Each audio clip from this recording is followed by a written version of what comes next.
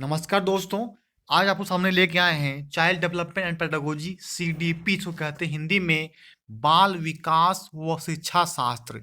ये देखिए, जो भी तैयारी करें टीचर्स के, चाहे वो सीटेट, जेटेट, एसटेट, यूपीटेट, बीटेट, किसी का भी टेट एग्जाम हो, तो मोस्ट इंपॉर्टेंट है। 30 क्वेश्चन पूछे जाते हैं। हम आपको करवा रहे हैं आज 20 क्वेश्चन, नेक्स्ट सीरीज में करवाएंगे आपको 30 क्वेश्चन। स्टार्ट करते हैं नंबर फर्स्ट क्वेश्चन की ओर। बिल्कुल ध्यान से वीडियो को स्टार्ट कर दिए तो वीडियो को लास्ट देखिएगा, वीडियो को बीच में स्किप ना करें। आपको बहुत जानकारी प्राप्त हो सकेगा। डेली आपको एक वीडियो इसमें CDP का मिलेगा। स्टार्ट करते हैं नंबर फर्स्ट क्वेश्चन की ओर। कहता देखिए है, मानव विकास को क्षेत्रों में विभाजित किया जाता है, बांटा जाता है। किस तरीके से इसको बांटा जा सकता है मानव विकास के क्षेत्रों को? आइए तो स्टार्ट करते हैं। देखिए आपको क्या क्या इसके ऑप्शंस हैं, उसके हम ऑप्शंस को यहाँ पे बात करने का प्रयास करेंगे। देखिए फर्स्ट आपका देखिए ऑप्शन है शारीरिक, आध्यात्मिक, संज्ञानात्मक और सामाजिक। बी शारीरिक, संज्ञानात्मक, संवेगात्मक और सामाजिक। सी संवेगात्मक, आध्यात्मिक और सामाजिक मनोवैज्ञानिक। डी मनोवैज्ञानिक, संज्ञात्मक, संवेगात्मक और शारीरिक। बताइए इसका सही उत्तर क्या होगा। हर क्वेश्चन के लिए आपको 5 से लेकर 10 सेकंड का समय दिया जाएगा। अब बताना है इसका सही उत्तर क्या होगा। देखिए, मानव विकास को क्षेत्रों में विभाजित करने के लिए 4 चीज जरूरत होती है। पहला मनोवैज्ञानिक, संज्ञात्मक, संवेगात्मक और शारीरिक। मीन्स 1 का आपका option number D correct answer हो जाएगा। तो 4 चीज में विभाजित किया जाता है, मनोवैज्ञानिक, संज्ञात्मक, संवेगात्मक और शारीरिक। आइए आते हैं क्वेश्चन नंबर 2 की ओर। नंबर 2 कहता है दोस्तों, निम्नलिखित में से कौन सा सूक्ष्म गति कौशल का उदाहरण है? मतलब सूक्ष्म गति कौशल का जो है उदाहरण इसमें से कौन सा है, वो आपको यहाँ पे बता देना है। सूक्ष्म गति का जो है उदाहरण यहाँ पे कौन सा है? चलिए आते हैं ऑप्शन पे। ऑप्शन ए लिखना, बी चढ़ना, सी फुदकना और डी दौड़ना। तो आपका सूक्ष्म गति कौशल का उदाहरण बताइए। आपको टाइम मिलेगा 5 से 10 सेकंड का अपने आप जांचने के लिए इसका सही उत्तर क्या होगा। एग्जाम बहुत नजदीक है आपका, सीटेट का आने वाले एग्जामिनेशन होंगे जेटेट, उसमें भी आपको काम देगी। तो निम्नलिखित में से कौन सूक्ष्म गति कौशल का उदाहरण है? तो होगा आपका करेक्ट आंसर, आपका लिखना यानी कि राइट करना जो है वो सूक्ष्म गति कौशल का उदाहरण एग्जाम्पल है। 2 का option number A correct answer हो जाएगा। आइए आगे बढ़ते हैं नेक्स्ट क्वेश्चन की ओर। क्वेश्चन नंबर 3 कहता है, क्वेश्चन 3 कहता है किशोर डैश का अनुभव कर सकते हैं। मतलब किशोर यानी बच्चा जो है किस चीज का अनुभव वो करते हैं। ए बचपन में किए गए अपराधों के प्रति डर के भाव। बी आत्मसिद्धि के भाव। सी जीवन के बारे में परितृप्ति। डी दुश्चिंता और स्वयं से सरोकार।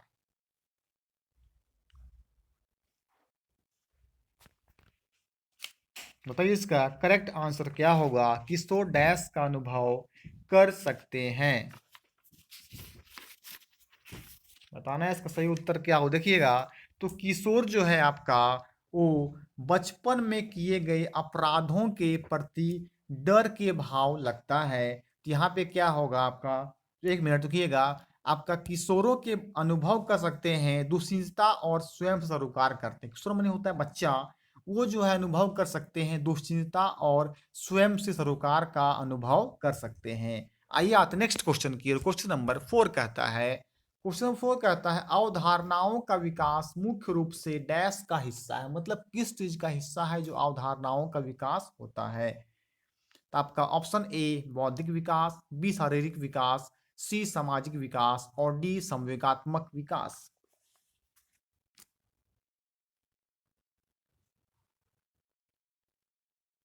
देखिएगा, अवधारणाओं का विकास मुख्य रूप से आपका होता है बौद्धिक विकास में। मीन्स 4 का option number A correct answer हो जाएगा कि अवधारणाओं का विकास मुख्य रूप से बौद्धिक का हिस्सा है। मीन्स 4 का option number A correct answer हो जाएगा। याद रखिएगा, बहुत इंपॉर्टेंट क्वेश्चन एग्जाम में पूछे जाएंगे। आइए आते नेक्स्ट क्वेश्चन की ओर। क्वेश्चन नंबर 5 कहता है आपका CDP का। CDP मतलब होता है आपका child development and pedagogy, short में कहते हैं CDP। क्वेश्चन नंबर 5 कहता है निम्न में से किसका मिलान उचित है? मतलब सही मिलान जो है हमको बताना है। ए शारीरिक विकास वातावरण, बी संज्ञात्मक विकास परिपक्वता, सी सामाजिक विकास वातावरण और डी संवेगात्मक विकास परिपक्वता।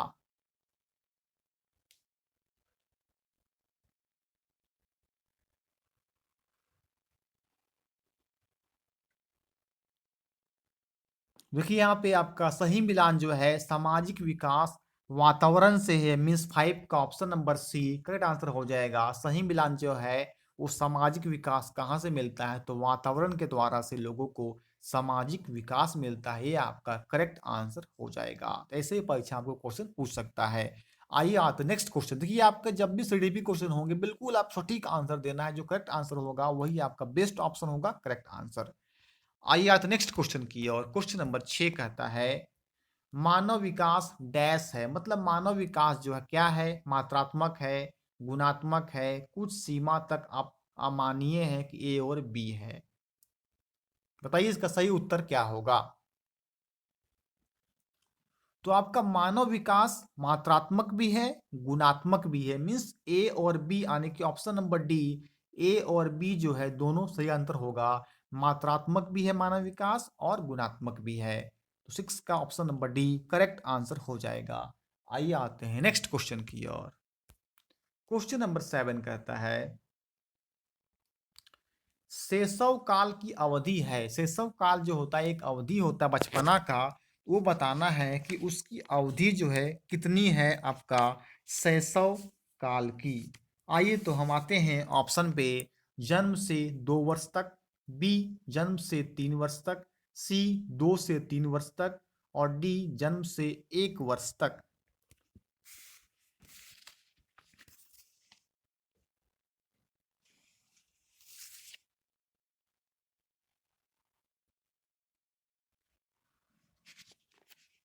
देखिए इसका सही उत्तर हो जाएगा आपका शैशव काल की अवधि होता है आपका जन्म से लेकर 2 वर्ष तक की अवधि को शैशव काल की अवधि कहा जाता है। परीक्षा पूछे जाएंगे आपको शैशव काल की अवधि बताइए, तो हाँ उत्तर करना होगा जन्म से 2 वर्ष तक की अवधि को आपका शैशव काल कहा जाता है। याद रखिएगा जन्म से लेकर 2 वर्ष की अवधि को शैशव काल कहते हैं। आइए अब आते हैं नेक्स्ट क्वेश्चन की ओर।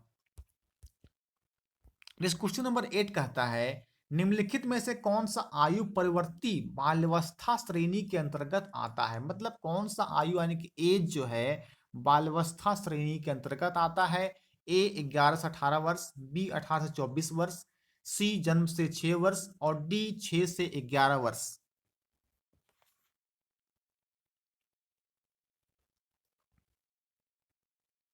तो आपका आयु परिवर्ती बाल्यावस्था श्रेणी के अंतर्गत जो है वो आपका 6 से 11 वर्ष जो है परिवर्ती बाल्यावस्था श्रेणी के अंतर्गत 6 से लेकर 11 वर्ष के बीच को परिवर्ती बाल्यावस्था श्रेणी कहते हैं। याद रखिएगा जब भी पूछेगा परीक्षा में परिवर्ती बाल्यावस्था श्रेणी का आयु कितना होगा, तो 6 वर्ष से लेकर 11 वर्ष के बीच में होता है, मीन्स 8 का option number D correct answer हो जाएगा। आइए आते हैं नेक्स्ट क्वेश्चन की ओर। इस क्वेश्चन नंबर 9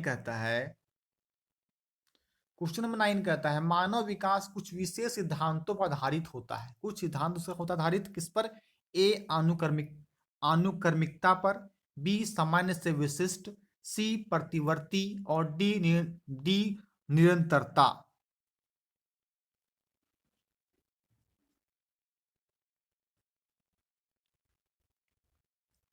तो मानव विकास कुछ विशेष सिद्धांतों पर आधारित होता है, ये होता है आपका प्रतिवर्ती पे, मीन्स 9th का option number C correct answer हो जाएगा।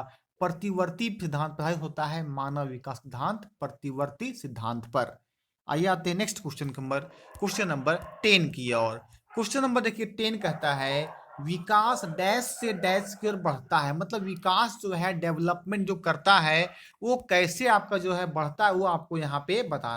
तो क्वेश्चन क्या आता है यहाँ पे दोस्तों कि विकास आपका जो है डैश से डैश की ओर बढ़ता है। ऑप्शन ए जटिल से कठिन की ओर, बी विशिष्ट से सामान्य की ओर, डी साधारण से आसान की ओर, और ऑप्शन नंबर डी सामान्य से विशिष्ट की ओर।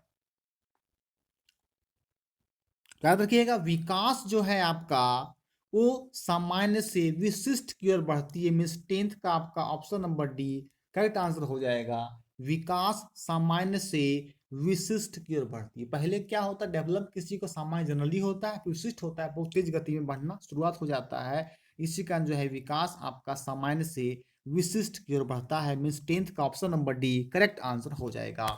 आइए आते नेक्स्ट क्वेश्चन की ओर। क्वेश्चन नंबर 11 कहता है मानव व्यक्तिगत परिणाम है केवल आनुवंशिकता का, बी पालन पोषण और शिक्षा का, सी आनुवंशिकता और वातावरण की अंतःक्रिया का, डी केवल वातावरण का।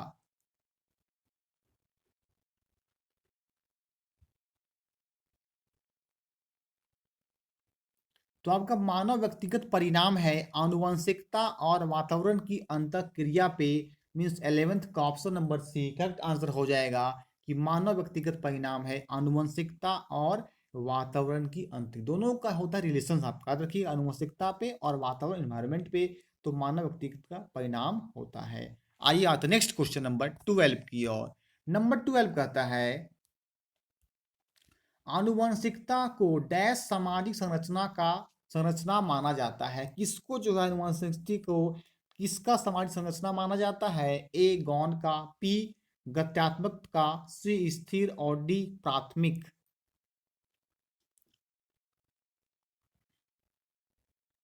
तो आपका आनुवंशिकता को जो है स्थिर का, यानी कि 12th का ऑप्शन नंबर सी हो जाएगा। आनुवंशिकता को अस्थिर का सामाजिक संरचना माना जाता है, मीन्स 12 का option number C correct answer हो जाएगा। आइए आते हैं नेक्स्ट क्वेश्चन की ओर। क्वेश्चन 13 कहता है निम्नलिखित में से डैश के अतिरिक्त सभी वातावरणीय कारक विकास को आकार देते हैं? ए पौष्टिक की गुणवत्ता, बी संस्कृति, सी शिक्षा की गुणात्मकता, डी शारीरिक गठन।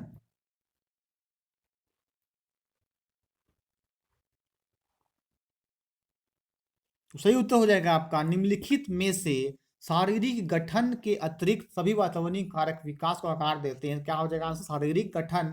13 का option number D correct answer हो जाएगा। आइए आते नेक्स्ट क्वेश्चन नंबर 14 की ओर। नंबर 14 कहता है प्रकृति पोषण विवाद निम्नलिखित में से किससे संबंधित है? ए आनुवंशिकी एवं वातावरण, बी व्यवहार एवं वातावरण, सी वातावरण एवं जीव विज्ञान और डी वातावरण एवं पालन पोषण।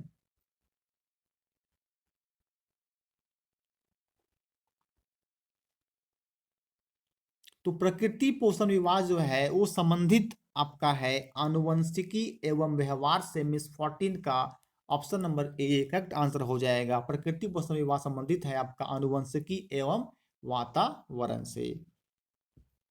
आइए आते नेक्स्ट क्वेश्चन की ओर।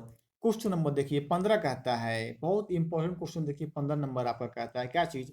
बच्चों की सीखने की प्रक्रिया में माता पिता को डैश भूमिका निभानी चाहिए। किस चीज का भूमिका निभानी चाहिए जब बच्चों को सिखाने के लिए, यानी कि अपने पेरेंट्स को क्या चीज की भूमिका रिस्पॉन्सिबिलिटी करनी चाहिए बच्चे के प्रति? ए नकारात्मक, बी अगुणमुखी, सी सहानुभूतिपूर्ण और डी तटस्थ।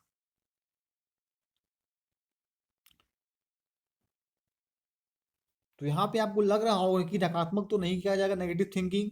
सहानुभूतिपूर्ण, यहाँ पे क्या है कि माता पिता को बच्चों को पढ़ाने सिखाने के लिए अग्रमुखी रहना होगा, हमेशा आगे बढ़ना होगा, उसे कहते हैं अग्रोन्मुखी। मिस 15 का ऑप्शन नंबर बी जो है होगा बेस्ट ऑप्शन। 15 का बी करेक्ट आंसर हो जाएगा। आइए आते हैं नेक्स्ट क्वेश्चन की ओर। क्वेश्चन नंबर 16 कहता है नर्सरी कक्षा से शुरुआत करने के लिए कौन सी विषय वस्तु सबसे अच्छी होती है? कहाँ से स्टार्ट करना है? नर्सरी क्लास से किसी बच्चे को स्टार्ट होती है पढ़ाई, तो कौन सी विषय वस्तु सबसे अच्छी है? ए मेरा परिवार, बी मेरा प्रिय वस्तु, सी मेरा पड़ोस और डी मेरा विद्यालय। तो याद रखिएगा नर्सरी कक्षा से शुरुआत करने के लिए सबसे अच्छा विषय जो है वो होता है मेरा परिवार। में 16th का option number A correct answer हो जाएगा। मेरा परिवार यहाँ पे आपका बेस्ट ऑप्शन होगा। ये शुरुआत करना है कहाँ पे? नर्सरी कक्षा से, मेरा परिवार से। आइए आते नेक्स्ट क्वेश्चन नंबर 17 की ओर। 17 कहता है समाजीकरण है ए सामाजिक मानदंडों में परिवर्तन, बी शिक्षक एवं पढ़ाए गए के बीच संबंध, सी समाज के आधुनिकीकरण की प्रक्रिया, डी समाज के मानदंडों के साथ अनुकूलन।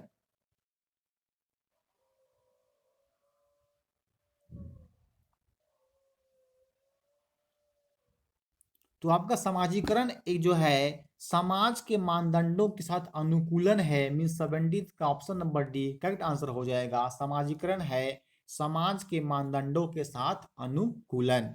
आइए आते हैं नेक्स्ट क्वेश्चन नंबर 18 की ओर।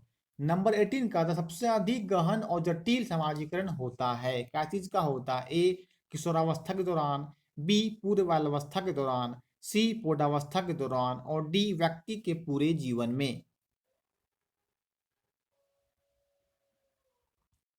तो आपका सबसे अधिक गहन और जटिल समाजीकरण होता है किशोरावस्था के दौरान। किशोरावस्था जो है सबसे अधिक जटिल और सबसे अधिक गहन चिंतन होता है समाज के रूप में ढालने के लिए, आगे बढ़ने के लिए। किशोरावस्था जो है सबसे बड़ा एज होता है, जिसे कहा जाता है आपका 12 से लेकर आगे जितना भी एज होता है वो किशोरावस्था के अंतर्गत आता है। सबसे ज्यादा कठिन और गहन जो होता है वो किशोरावस्था होता है। आइए आते नेक्स्ट क्वेश्चन नंबर 19 की ओर। तो डीपी का आपका देखिए सीरीज नंबर 1 चल रहा है। सीरीज नंबर जो 2 लाएंगे उसमें आपका 30 क्वेश्चन होगा। सीरीज नंबर 1 में ओनली 20 क्वेश्चन है। निम्नलिखित में से कौन समाजीकरण का एक प्रमुख कारक है? ए कंप्यूटर, बी आनुवंशिकता, सी राजनीतिक दल और डी परिवार। जो देखिए यहाँ पे कह रहा है समाजीकरण। अब समाज किससे बनता है? तो फैमिली से बनता है, मीन्स परिवार से बनता है। तो समाजीकरण का एक प्रमुख कारक जो है आपका परिवार है, फैमिली है। 19th का option number D correct answer हो जाएगा कि समाजीकरण एक प्रमुख कारक है परिवार का, मीन्स फैमिली का। आइए आते हैं आज का लास्ट क्वेश्चन नंबर देखिए सीडीपी का बाल विकास शास्त्र का आपका नंबर लास्ट क्वेश्चन नंबर है सीरीज नंबर 1 का। बहुत इंपॉर्टेंट क्वेश्चन है। वीडियो आपको अच्छा लगा फ्रेंड्स एक लाइक कर दीजिएगा, इसे शेयर भी कर दें और पहुंचाएं उन लोगों को जिनका एग्जाम बहुत नजदीक है सीटेट जेटेट का, ताकि उनका भी अच्छा सीडीपी वो करके जाएं। लास्ट क्वेश्चन कहता है समाजीकरण की प्रक्रिया में शामिल नहीं है ए मूल्यों और विश्वासों का अर्जन, बी आनुवंशिक संरचना, सी एक संस्कृति की रीतियों और मानदंडों को सीखना, डी कौशलों का अर्जन।